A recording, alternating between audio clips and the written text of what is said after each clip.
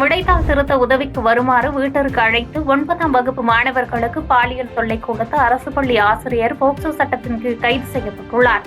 திருவாரூர் அருகில் உள்ள கொடிக்கால்பாளையம் அரசு மேல்நிலைப் பள்ளியில் மடப்புரம் பகுதியைச் சேர்ந்த 52 வயதான சீனிவாசன் என்பவர் ஆங்கில ஆசிரியராக பணிபுரிந்து வருகிறார்.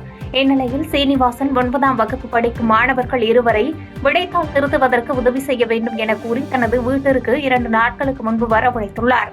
அப்போது சீனிவாசன் அந்த மாணவர்களிடம் பாலியல் சீண்டலில் ஈடுபட்டதாக புகார் எழுந்த நிலையில் பாதிக்கப்பட்ட மாணவர்களின் பெற்றோர்கள் குழந்தைகள் உதவி மைய எண்ணிற்கு தொடர்பு கொண்டு புகார் அளித்தனர்.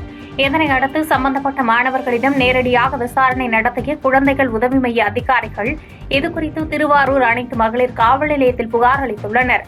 தொடர்ந்து பாதிக்கப்பட்ட மாணவர்களிடம் காவல்துறையினர் உரிய விசாரணை நடத்தி ஆசிரியர் சீனிவாசன் மீது போக்சோ சட்டத்தின் கீழ் வழக்கு பதிவு செய்து கைது நடவடிக்கை மேற்கொண்டுள்ளனர்.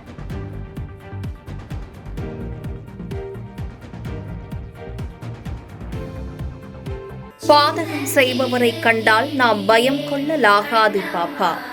மோதி மிதித்து விடு பாப்பா, அவர் முகத்தில் உமிழ்ந்து விடு பாப்பா.